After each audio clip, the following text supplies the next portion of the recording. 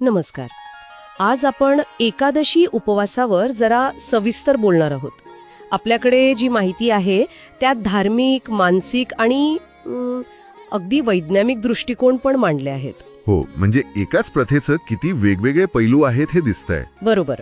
तर आपला उद्देश हाच आहे की हे सगळं कसं जोडलेलं आहे हे समजून घेणं.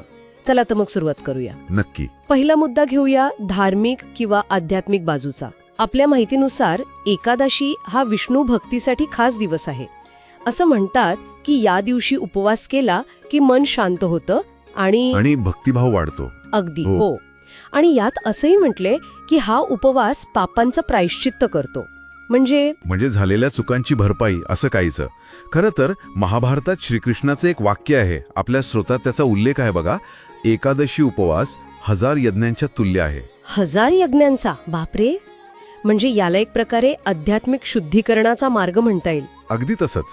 अशी एक श्रद्धा आहे जी आपल्या माहितीत पण दिलीये की ह्या उपवासामुळे मृत्यूनंतर वैकुंठ प्राप्ती होते, म्हणजे मोक्ष मिळतो. अच्छा. आणि त्यातल्या त्यात तो निर्जळ उपवास असतो ना, म्हणजे पाणी न पिता केलेला, त्याला सर्वश्रेष्ठ मानलं जातं असं आपल्या स्रोतात म्हटलंय. हे झालं धार्मिक श्रद्धेबद्दल. पण याचा मनावर काय परिणाम होतो, म्हणजे मानसिक फायदे काय? आपल्या माहितीत म्हटलंय की शरीर हलकं वाटतं. हो, आणि मन अधिक स्थिर होतं. त्यामुळे मग ध्यान, जप किंवा वाचन यात मन लागतं असं काहीसा. बरोबर. इथे ना आत्मसंयम म्हणजे स्वतःवर नियंत्रण मिळवण्याचा मुद्दा येतो. भूक लागते, काही खाण्याची इच्छा होते. हो, त्यावर ताबा मिळवावा लागतो. अगदी. आणि हे जे नियंत्रण मिळवण्याचा सराव होतो ना, त्याने मनोबल वाढतं. आणि हे फक्त उपवासापुरता नाही तर आयुष्यात इतर ठिकाणी पण उपयोगी पडू शकतं, असा एक विचार आपल्या माहितीत दिसतो. खरंय, हे महत्वाचं आहे. आता जरा तिसऱ्या पैलूकडे म्हणजे शारीरिक फायद्यांकडे येऊया. इथे एक इंटरेस्टिंग गोष्ट आहे.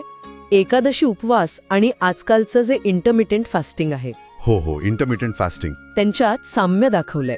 म्हणजे पचन संस्थेला आराम मिळतो ही कल्पना दोन्हीकडे आहे. बरोबर.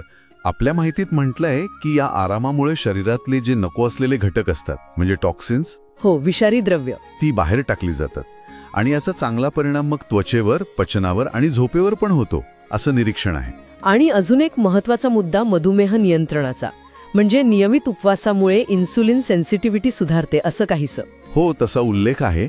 पण अर्थातच हे करण्यापूर्वी डॉक्टरांचा सल्ला खूप महत्वाचा आहे, हे स्पष्टपणे नमूद केलंय आपल्या माहितीत. हो, ते तर आहेच.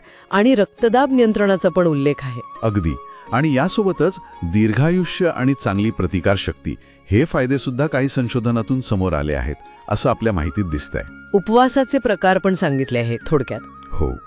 एक तर तो निर्जळ झाला. हो, पाण्याशिवाय. दुसरा साजूक, म्हणजे फळं, दूध किंवा उपवासाचे पदार्थ खाऊन.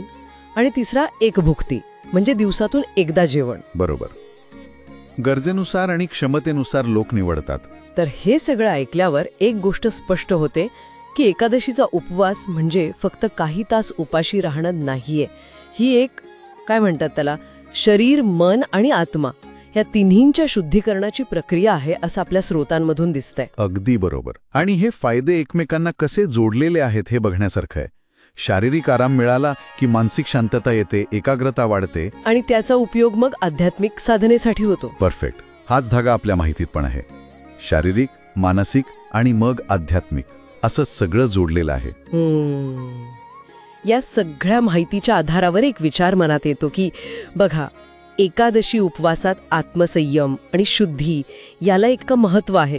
तर मग आपल्या परंपरेत अशा अजून कितीतरी गोष्टी असतील ज्यांचे असेच अनेक फायदे असतील, म्हणजे आध्यात्मिक, मानसिक आणि कदाचित वैज्ञानिक पण, ज्यांचा आपण अजून तितका खोलवर जाऊन विचार केलेला नाहीये, नाही का? खरंय.